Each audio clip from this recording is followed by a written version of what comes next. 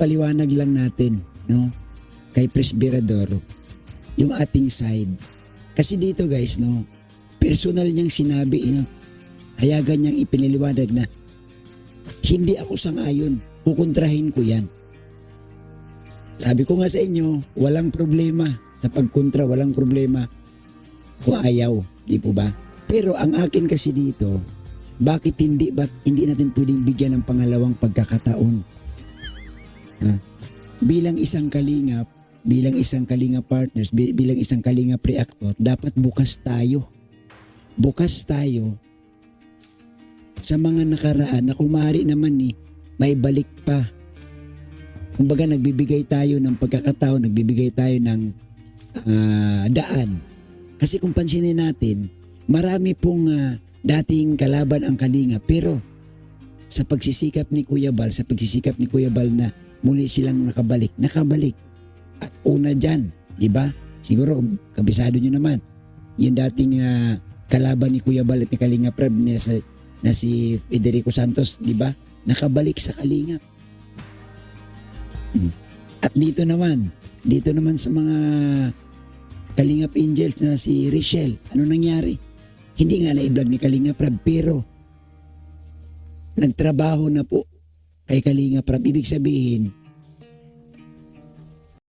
Good morning at isang mapagpalang araw po muna sa lahat. At dito nga po ay gawa tayong panibagong reaction video dito sa Bangayan or ito, no?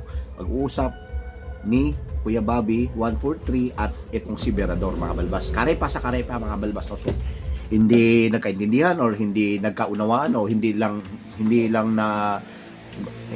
makakuha ni Berador kung ano ang ibig sabihin o anong dapat iparating nito si Kuya Bobby, no, 143. Itong mga ito, yung pinag-uusapan nila, mga balbas, dahil ito kay Jason Albasan or si Mr. Bentiboy, no. Dito nga po ay may nangyari o mayroong na-vlog, no, na Kalingap ex-Kalingap Angel na ibinlag ni Mr. Betty Boy mga 3 beses na yata, no? Pero doon una, pangalawa, wala, hindi pa naman nakakagilap o hindi pa naman nakita doon sa mismong video. Pero doon nga, nung dumating kasi yung mga sponsor na galing, yung iba nasa Iloilo, yung iba nasa Bulacan yata or something like that, galing dito sa Manila, tapos nag-ipon-ipon at pumunta, no? Ito ay maliwanag na itong mga fan na ito, itong mga panato na ito ay or supporters na ito ay fan ng Edrica, no? Erika at Edo, tambalan, mga balbas, no? So ito yung before pa yung EDC, mga balbas, no? So dito nga po ang nangyari, nagkaroon ng pagbablog, no? Hindi man nagsalita ito si Erika, pero nandun kasi sa video ni siyempre, sino ba si Mr. Bentiboy? Di ba, charity vlogger na Kalingap yan. So hindi lang siguro maiintindihan ng iba, no? Dahil nga doon sa pagbablog ni Mr. Bentiboy doon. Sa kanyang paliwanag kasi, mga balbas, meron siyang sinasabi, no? Ito yon na ipasok ni Kalinga Prab sa Velvet Box. Bakit dito kay Erika masyado tayong mahigpit, masyado tayong gigil na maibalik? Doon ayaw mong bigyan ng pagkakataon. Ay di walang mangyayari nga. Bobby TV, bakit ibinabalik ito? Ano to, para magkaroon ng panibagong pag-uusapan o magkaroon ng bashing uli? Wala, alam mo, kung titingnan mo itong nangyari, wala namang pagbabas dito.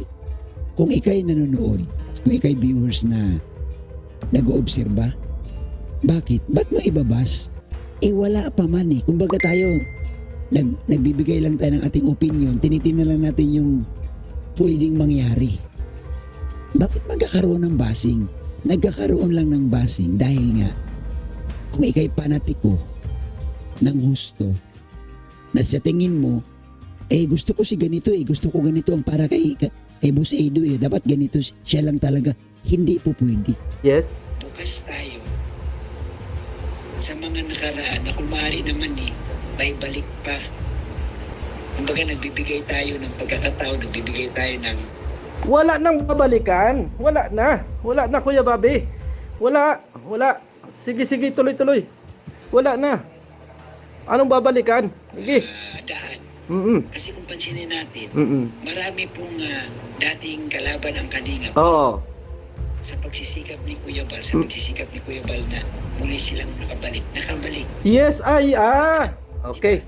Siguro, Yan pala yung opinion ni Kuya Bobby is good.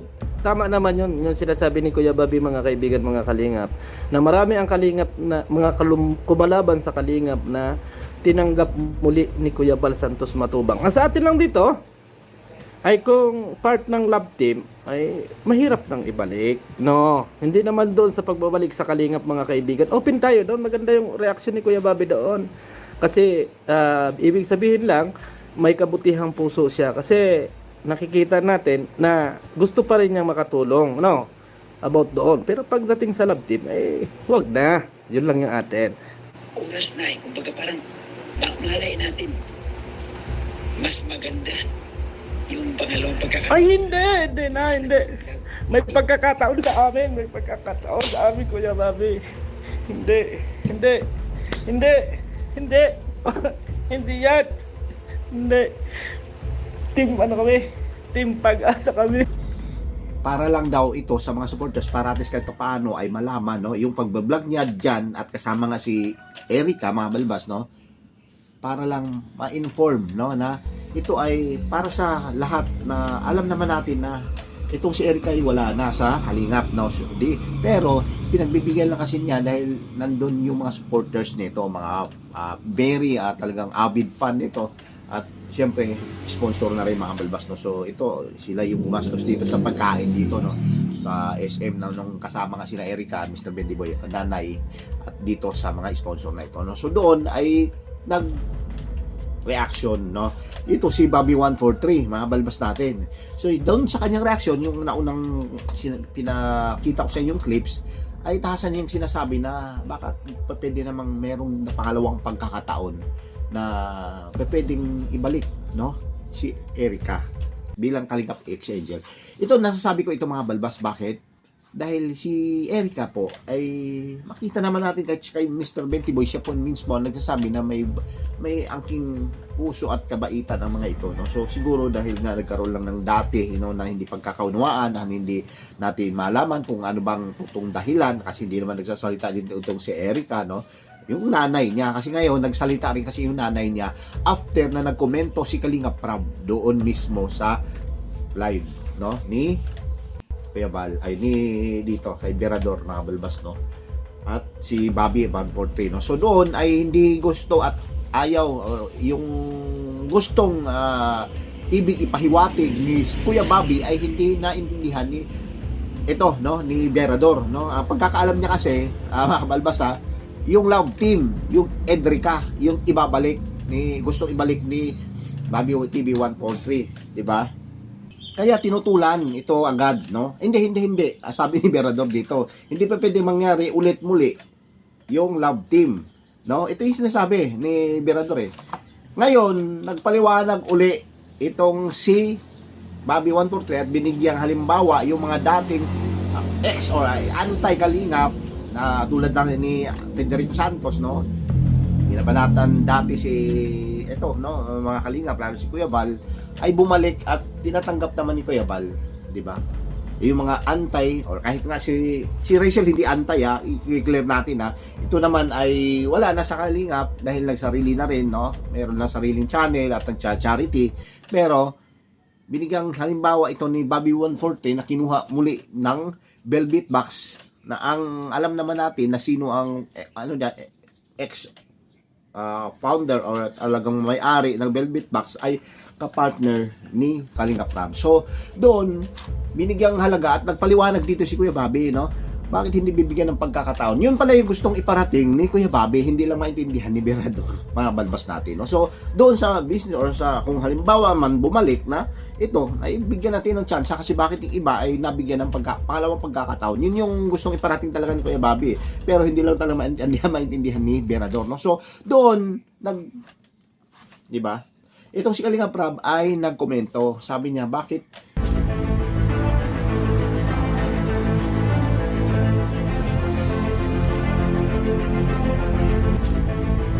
nagkomento si Kalingap Prab doon sa live, bakit daw binablog pa dito si Erica, hindi na dapat daw ibinablog, no? So doon naintindihan, at ito yung pagkakaintindi ni Kalinga Prab doon mismo sa live, no?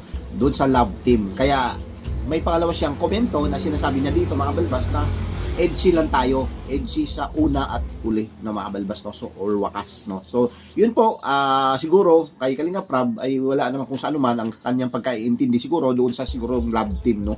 Yung Edrica kung babalik pa, kasi nga naipasok niya agad yung pangalawang komento niya doon sa EDC, no? So dito lang tayo sa EDC, solid, no? Parang sinabi niya galon.